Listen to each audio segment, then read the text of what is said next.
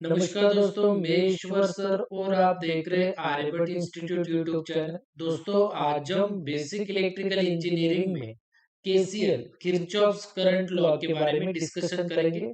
आज का लेक्चर अगर आपको पसंद आए तो चैनल को सब्सक्राइब करना ना भूलिए, शेयर जरूर कीजिएगा और लाइक जरूर कीजिएगा डियर स्टूडेंट्स। तो चलिए अब हम लेक्चर स्टार्ट करते हैं। Kirchhoff's current law means KCL, इससे हम कहते हैं नोड एनालिसिस। केसीएल को ही हम क्या कहते हैं स्टूडेंट्स? नोड एनालिसिस कहते हैं। तो चलिए केसीएल का स्टेटमेंट देख लेते हैं। तो सबसे पहले हम स्टेटमेंट देखते हैं केसीएल का। It states that the algebraic sum of branch currents, the algebraic sum of branch currents at a node is zero at all instance of time।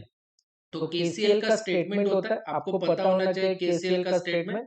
It states that the algebraic sum of branch current, जो algebraic sum होता है branch currents का at node पे, वो होता है zero at all instance of time. ये statement है केसीएल का। और ये समीशन, इसे कहते हैं summation of I equal to zero. तो आपको ये लिखना होता है summation of I equal to zero.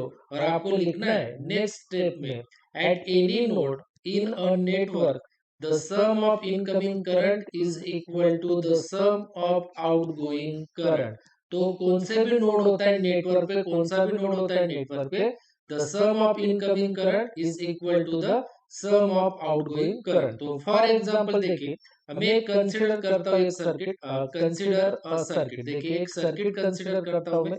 Okay, तो देखिए यहाँ पे कंसीडर में सर्किट कर रहा हूँ। तो ये सर्किट ड्रॉ कर रहा हूँ डियर स्टूडेंट्स। तो यहाँ पे एक रजिस्टर, यहाँ पे भी एक रजिस्टर, राइट, यहाँ पे एक register.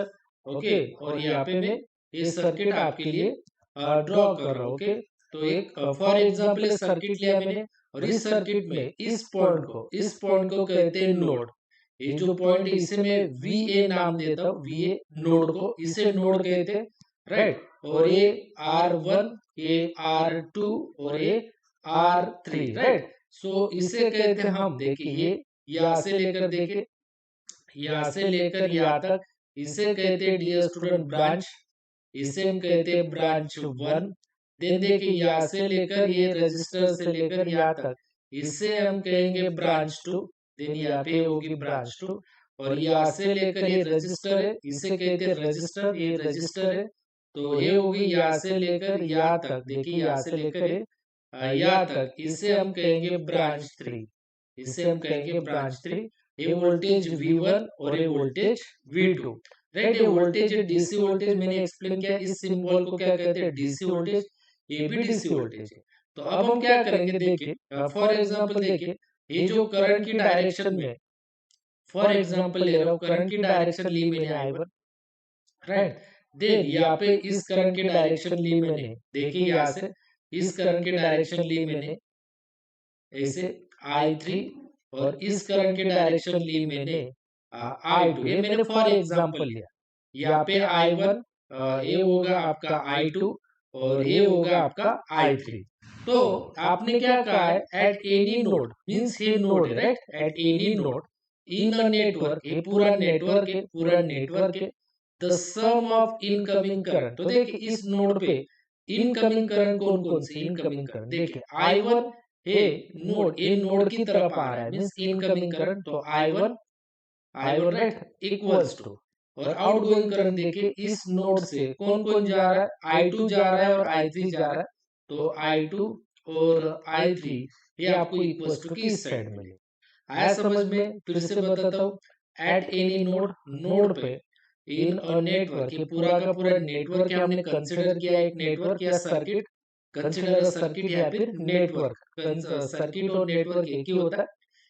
The sum of incoming current, तो नोड की तरफ कौन आ रहा है, I1, I2 और I3 में से I1 है, इस नोड की तरफ आ रहा है, देखिए इसकी तरफ आ रहा है, इसलिए I1 इक्वल्स टू I2 और I3 ये जा रहे हैं इस नोड से, क्या जा रहे हैं, I2 देखिए इस नोड से जा रहा है, ये भी I3 नोड से जा रहा है, इसलिए इन्हें कहेंगे हम आउटगोइंग करंट। तो I2 और I3 कौन से आउटगोइंग करंट है, नोड से वो जा रहे हैं, बाहर की साइड में जा रहे हैं, इसलिए I2 और I3 आपके आउटगोइंग करंट। जो I1 है, ये I1 नोड की तरफ आ रहा है, इसलिए I1 को कहेंगे इनकमिंग करंट। तो यहाँ पे हम लिख सकते हैं therefore I1 is our incoming current. यहाँ पे लिख सकते हैं, देखिए I1 is incoming current, right. और I2 एंड I3 यहाँ पे आप लिख सकते हो I2 एंड I3, ये आपके my dear students outgoing current. तो ऐसे आप लिख सकते हो। जब भी आपको केसीएल के बारे में पूछा गया तो अब आपको ऐसे लिखना होगा डियर स्टूडेंट। तो ये हो गया। अब आपको स्टेप्स पूछा जाता है, इसके स्टेप्स भी आपको मालूम होने चाहिए। तो स्टेप्स या फिर प्रोसीजर आपको पता होना चाहिए। स्टेप्स या फिर प्रोसीजर आपको पता होना चाहिए। तो पहला स्टेप होता है डियर स्टूडेंट, आपको लिखना है आइडेंटिफाई। देखिए identify the total number of nodes, identify the total number of, identify the total number of nodes. तो ये पहला स्टेप्स होता है कि आपको जो भी ये सर्किट है या फिर नेटवर्क है, इसमें आपको ढूंढना होता है कि कितने नंबर ऑफ नोड्स है। तो ये सर्किट में अगर आपने देखा तो एक नोड है। तो पहला स्टेप होता है identify the total number of nodes. तो आपने इस सर्किट में कितने नोड है, एक नोड है, पहले वो आपको चेक करना होता है, आइडेंटिफाई करना होता है नेटवर्क में। ओके, सो सेकंड स्टेप्स होता है असाइन द नोड वोल्टेजेस। आपको क्या सेकंड स्टेप क्या होता है, assign the node, assign the node voltages, assign the node voltages. Okay, one node is taken as, one node is taken as, one node is taken, one node is taken as reference node, one node is taken as reference node। Okay, तो पहले तो आपको पहला step होता है कि दिए हुए सर्किट में या फिर नेटवर्क में नोड आपको ढूंढना है, देन उसको VA नाम देना है। उसको क्या नाम देना है, VA नाम देना है। तो उन्होंने वही बोला है कि असाइन द नोड वोल्टेज। तो आपको नोड वोल्टेज नाम देना है, यहाँ पे पॉइंट करके VA ऐसा नाम देना है। और one node is taken as reference node, तो इसे आप रेफरेंस नोड भी कह सकते हो, right. Then the third step होता है dear student develop the KCL equation. Then आपको थर्ड स्टेप में क्या करना पड़ता है, develop the KCL equation. Then third step में आपको लिखना होता है KCL equation for each non-reference node, for each non-reference, for each non-reference node, right। तो थर्ड स्टेप में आपको क्या करना होता है, डेवलप द केसीएल इक्वेशन। आपको क्या करना होता है, केसीएल इक्वेशन आपको लिखना होता है for each non reference node. तो आपको थर्ड स्टेप लिखना पड़ता है। And then fourth solve the KCL equation. आपको लिखना होता है solve the KCL equation, solve the KCL equation to get node voltages, to get node voltages। तो ये सब आपको जब भी KCL के बारे में पूछा जाएगा, explain state Kirchhoff's voltage law means KVL, और इसे हम कहते हैं मेश एनालिसिस, और इसे हम कहते हैं loop analysis. So Kirchhoff's voltage law means KVL, और KVL को हम कहते हैं मेश एनालिसिस, और इसे हम कहते हैं डियर स्टूडेंट्स लूप एनालिसिस। तो चलिए अब हम KVL का स्टेटमेंट देखते हैं। तो it states that the algebraic sum of all branch voltages around any closed loop in the network is zero at all instance of time। तो किरचॉफ्स वोल्टेज लॉ का स्टेटमेंट यही है कि it states that the algebraic sum of all branch voltages, जो भी आपके सभी branch voltages है around any closed loop in the network is zero at all instance of time।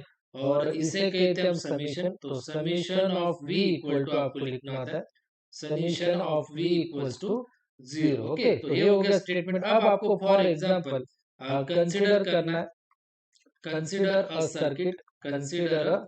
Circuit और a network, consider a circuit और network. तो देखिए अब हम सर्किट ड्रॉ करते हैं। यहाँ पे मैंने लिया VS voltage, this is plus और माइनस। देन यहाँ पे मैं ले रहा हूँ, ये रहेगा इम्पीडेंस Z1 और यहाँ पे वोल्टेज V1। देन फिर से यहाँ पे V2 मीन्स वोल्टेज V2 और ये इम्पीडेंस Z2, राइट। और यहाँ पे मैं फिर से ये होगा आपका थर्ड Z3 और ये वोल्टेज V3 और इसे मैं कनेक्ट करूंगा यहाँ पे, राइट। तो ऐसे मैं कनेक्ट करूंगा, सर्किट मैंने ड्रॉ किया। तो यहाँ पे मैं दूंगा प्लस माइनस, देन यहाँ पे प्लस और माइनस, यहाँ पे प्लस और माइनस, ओके ऐसे। तो यहाँ पे मैं लिखूंगा, देखिए, if we move from negative to positive, then we take then we can take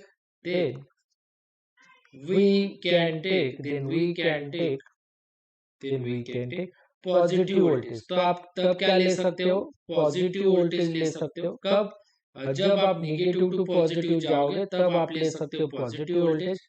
if we can move from, then we move from positive to negative, then we can take negative voltage, right। जब भी आप move करोगे negative to positive तब आप लोगे positive voltage. जब आप move करोगे पॉजिटिव टू नेगेटिव देन आप लोगे, then we can take negative voltage आप तब लोगे। तो इस सर्किट में देखिए, यहाँ पे नेक्स्ट स्टेप में यहाँ पे, तो यहाँ पे अगर आपने ध्यान से देखा तो यहाँ पे मैं लिखूंगा एज शोन इन फिगर, इस डायग्राम की तरफ देखिए।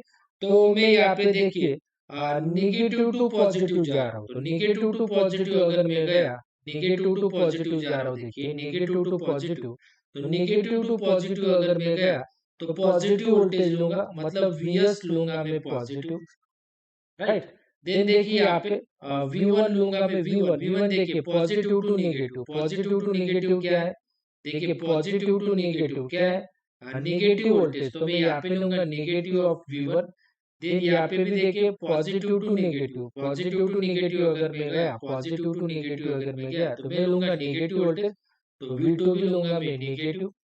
देन V3 देखिए ये भी पॉजिटिव टू नेगेटिव है, ये भी क्या है पॉजिटिव टू नेगेटिव, तो V3 भी लूंगा मैं, देखिए पॉजिटिव टू नेगेटिव क्या है, नेगेटिव वोल्टेज, तो V3 भी लूंगा मैं नेगेटिव और इक्वल टू 0। तो देखिए Vs इज इक्वल टू, ये माइनस इक्वल टू की साइड आते तो होगा प्लस, ये माइनस इक्वल टू की साइड आते हो तो होगा प्लस, ये भी माइनस इक्वल टू की इस साइड आते तो होगा प्लस, तो यहाँ पे मैं लूंगा प्लस।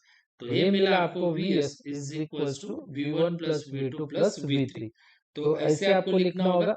देखिए ना, हमने बोला था नेगेटिव टू पॉजिटिव, तो देखिए नेगेटिव टू पॉजिटिव क्या लेंगे हम, पॉजिटिव वोल्टेज, इसलिए Vs को लिया मैंने पॉजिटिव। देन V1 देखिए पॉजिटिव टू नेगेटिव, तो V1 मैंने लिया पॉजिटिव टू नेगेटिव, तो देखिए यहाँ पे पॉजिटिव टू नेगेटिव लिया, पॉजिटिव टू नेगेटिव क्या है, नेगेटिव, इसीलिए V1 को लिया मैंने नेगेटिव। देन V2 देखिए, V2 भी क्या है पॉजिटिव टू नेगेटिव है, V2 देखिए पॉजिटिव टू नेगेटिव, तो पॉजिटिव टू नेगेटिव क्या है, नेगेटिव वोल्टेज, इसलिए मैंने V2 को लिया नेगेटिव। V3 भी देखिए पॉजिटिव टू नेगेटिव, तो पॉजिटिव टू नेगेटिव है अपना नेगेटिव वोल्टेज, तो इसीलिए V3 भी लिया मैंने नेगेटिव इक्वल टू 0। तो Vs as it is minus V1 equal to की साइड आते तो होगा plus, minus V2 equal to की साइड आते तो होगा plus V2, minus V3 equal to की साइड आते तो होगा प्लस V3, राइट। तो ऐसे आपको लिखना होता है। उसके बाद आपको स्टेप्स और प्रोसीजर पता होनी चाहिए, स्टेप्स और प्रोसीजर आपको पता होनी चाहिए डियर स्टूडेंट। तो चलिए अब हम स्टेप्स लिख देते। तो सबसे पहले आपको यहाँ पे लिखना है identifying right, identifying total number of loops, तो आपको स्टेप्स भी लिखने होते, total number of loops. Then second point आपको पता होना चाहिए assign the mesh currents, assign the आपको लिखना होता है, असाइन द मेश या फिर loop currents, assign the mesh या फिर दोनों एक ही है, मेश और लूप एक ही, मेश और लूप करंट्स राइट। देन आपको थर्ड स्टेप पता होना चाहिए, determine develop the KVL equation. Develop the, यहाँ पे लिखना है आपको, develop the KVL equation, develop the KVL equation of each loop and fourth लिखना होगा आपको, सॉल्व द केवीएल इक्वेशन। आपको क्या लिखना है, सॉल्व द, लास्ट में आपको लिखना है solve the KVL equation, solve the KVL equation to find the mesh currents, to find the mesh या फिर लूप करंट्स। तो ये स्टेप्स होते डियर स्टूडेंट्स KVL के। सबसे पहले आपको सर्किट में क्या आइडेंटिफाई करने, total number of loops identify करने। देन सेकंड असाइन करने होते हैं आपको मेश या फिर लूप करंट्स।